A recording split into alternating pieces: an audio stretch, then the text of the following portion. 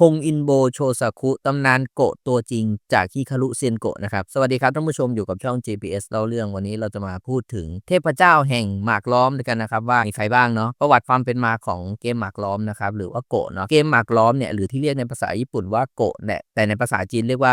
เวยฉีออกเสียงผิดขออภัยนะครับเป็นเกมกระดานที่เก่าแก่ที่สุดในโลกที่ยังคงเล่นอยู่ในปัจจุบันมีความเป็นมายาวนานกว่าประมาณ 4,000 ปีได้นะครับและเป็นเกมที่ผสมผสานระหว่างกลยุทธ์แล้วก็การวางแผนปรัชญาอะไรประมาณนี้รากศัพท์ของคำว่าหมากล้อมก็เว้ยเนี่ยการล้อมหรือการปิดนะครับฉีหรือการลุกหรือการเกมกระดานอะไรเงี้ยฉีอะไรเงี้ยเนาะจึงมีความหมายเกมที่เป็นผู้เล่นพยายามล้อมดินแดนหรือพื้นที่ของฝ่ายตรงข้ามนะครับภาษาญี่ปุ่นคำว่าโกะเนี่ยก็มาจากตัวอักษรจีนครับซึ่งเป็นคำเก่าแก่ในจีนที่หมายถึงเกมกระดานเช่นเดียวกันเนาะคำนี้ถูกนำเข้าไปในญี่ปุ่นประมาณ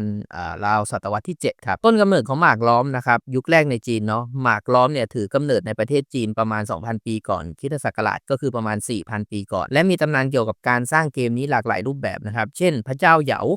นะครับหนึ่งในจักรพรรดิในตำนานจีนเนาะคิดค้นหมากล้อมขึ้นมาเพื่อพัฒนาสติปัญญาและก็ความรอบคอบของพระโอรสนะครับอีกอย่างหนึ่งก็คือการจำลองจักรวาลครับนักปรัชญาจีนบางคนเชื่อว่าหมากล้อมเนี่ยสร้างขึ้นมาเพื่อจำลองดวงดาวในจักรวาลแล้วก็แสดงสมดุลของหยินและหยางครับต่อมาพูดถึงยุคพัฒนาในจีนครับราชวงศ์โจวครับ1046ย้อนกลับมาถึง256ปีก่อนคริสตศักราชนะครับหมากล้อมเริ่มแพร่กระจายและอยู่ในราชสำนักแล้วก็ถูกมองว่าเป็นเครื่องมือสำหรับนักปกครองการเรียนรู้การวางแผนแบบนี้ครับต่อมายุคจ้านกัวนะครับ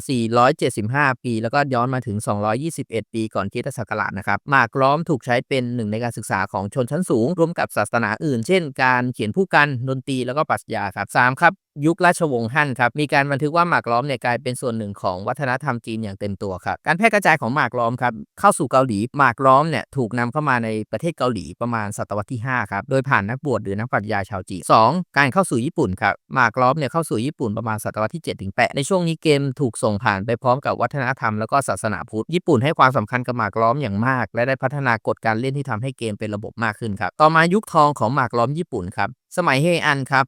794ถึง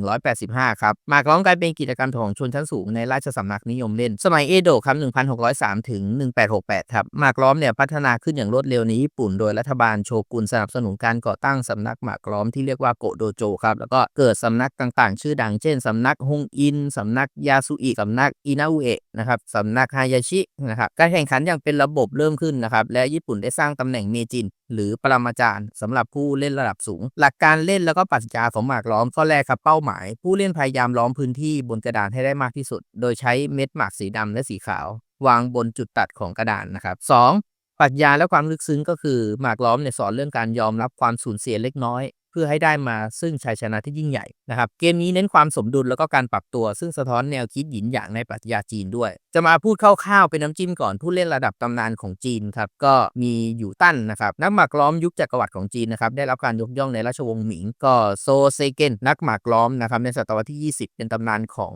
ยุคสมัยใหม่เนาะอูเอลมูระครับอันนี้ก็เป็นผู้พัฒนาเชิงรุกในหมากล้อมครับอีกข้อหนึ่งยุคปัจจุบันบ้างก็นักเล่นหมากล้อมมืออาชีพในเกาหลีเช่นลีซังโฮแล้วก็อีเซลดอร์หมากล้อมก็ได้รับความนิยมทั่วโลกนะครับก็มีการจัดการแบบการแข่งขันระดับนานาชาติ World Go Championship อะไรแบบเนี้ยหมากล้อมยังได้รับความสนใจจากปรัชญาประดิษฐ์นะครับ AI นะครับของ Google Deep มานะครับที่เอาชนะผู้เล่นระดับโลกในปี 2016 ได้อย่างที่เรากำลังจะมาพูดถึงกันเนี่ยครับอย่างตัวละครฮงอินโบโชซากุเนี่ยในเรื่องฮิคารุเซียนโกะเนี่ยที่ประเทศไทยเป็นภาษาไทยแบบนี้เนี่ยเป็นตัวละครที่มีต้นแบบมาจากบุคคลจริงในประวัติศาสตร์เนาะเขาคือหนึ่งในนักหมากล้อมที่มีชื่อเสียงที่สุดของญี่ปุ่นในยุคเอโดะและได้รับการยกย่องว่าเป็นหนึ่งในผู้เล่นที่ยิ่งใหญ่ที่สุดในประวัติศาสตร์นะครับชื่อจริงแล้วก็ข้อมูลเบื้องต้นเนี่ยชื่อจริงของเขาคือคัวบาระโทราจิโร่นะครับเกิดเมื่อ6มิถุนายนคศ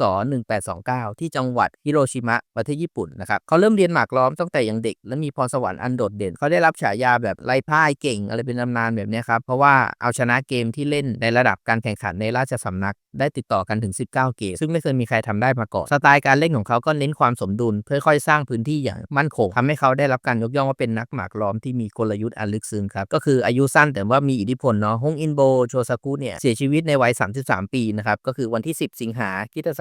1862ครับเนื่องจากการติดเชื้ออะฮิวาครับแต่เขาก็ได้ทิ้งมรดกแห่งความเป็นเลิศในหมากล้อมไว้เบื้องหลังเนาะทีนี้ผมจะมาพูดถึงนักหมากล้อม15คนที่เป็นตำนานแล้วก็มีชื่อเสียงนะครับนักหมากล้อมสมัยเฮอันมาครับ794ถึง1185ครับอันนี้คือปีคศนะมิยาชิตะเซนเซครับช่วงเวลาราวคศ850เป็นหนึ่งในนักหมากล้อมในราชสำนักยุคแรกๆนะครับที่บันทึกว่าได้รับการยกย่องนะครับว่าใช้หมากล้อมเนี่ยเพื่อวางกลยุทธ์ในการปกครองในยุคสมัยเฮอันคนที่2ทาจิบานะโนะโยริโมริราวคศ920เป็นสมาชิกชนชั้นสูงที่สนับสนุนการเผยแพร่หมากล้อมไปยังกลุ่มขุนนางแล้วก็พระในยุคเฮอันครับคนที่3ฟูจิวาระโนะซาดาโนบุช่วงเวลาก็ประมาณคศ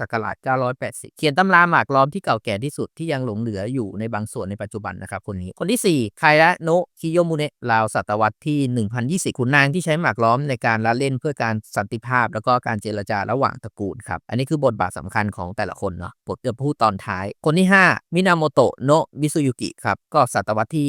1100ครับคนนี้มีบทบาทสำคัญในการพัฒนากติกาและการเล่นหมากล้อมในราชสำนักเฮอันครับคนที่6ฮงอินโบซันสะครับคศ1559ถึง1623คนนี้เป็นผู้ก่อตั้งสำนักฮงอินโบคนที่7ครับฮงอินโบโดซากุคศ1645ถึง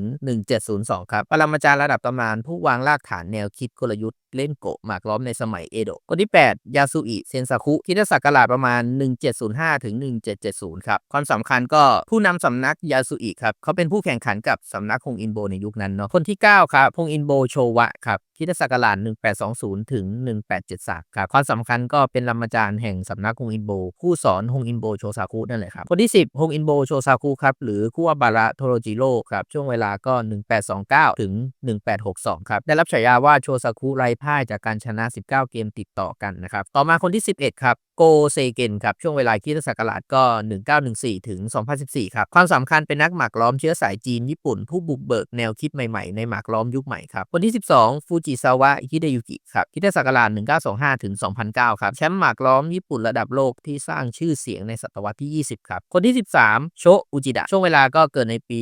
1980ครับนักหมากล้อมมืออาชีพญี่ปุ่นเชื้อสายไต้หวันผู้ชนะการแข่งขันระดับนานาชาติหลายรายการครับ14ลีซังโฮครับเกิดในปีประมาณ1975ครับนักหมากล้อมชาวเกาหลีใต้ผู้ครองตำแหน่งระดับโลกอย่างต่อเนื่องในปลายศตวรรษที่20ครับ15อีเซโรนะครับเกิดในช่วง1983ครับนักหมากล้อมชาวเกาหลีใต้ผู้แข่งโขนในปี2016และสร้างประวัติศาสตร์ให้กับวงการ AI แล้วก็หมากล้อมก่อนจะจบคลิปนี้นะครับจะมาพูดถึงเกร็ดเล็กเกร็ดน้อยที่น่าสนใจเกี่ยวกับหมากล้อม1จำนวนตำแหน่งที่เป็นไปได้ในหมากล้อมกระดาน19x19นะครับนั่นหมายถึง10ยกกำลัง170ซึ่งมากกว่าจำนวนอะตอมในจักรวาลที่เรารู้จักเสียอีกข้อ2หมากล้อมในวรรณคดีจีนครับหมากล้อมถูกพูดถึงในวรรณคดีจีนชื่อดังเช่นความฝันในหอแดงแล้วก็สั้นกัวนะครับสามก๊กโดยใช้เกมนี้เป็นสัญลักษณ์ของกลยุทธ์และปัญญาครับ3การละเล่นของเทพเจ้าญี่ปุ่นครับมีตำนานญี่ปุ่นเล่าว่าเทพเจ้าใช้หมากล้อมในการเล่นเพื่อฝึกสติปัญญาแบบนี้ครับข้อที่4โกะและก็สงครามโลกครั้งที่2ครับในช่วงเวลาสงครามโลกครั้งที่2นักหมากล้อมชาวญี่ปุ่นยังคงแข่งขันอยู่ใต้เสียงระเบิดครับซึ่งถือเป็นการแสดงความมุ่งมั่นต่อวัฒนธรรมข้อ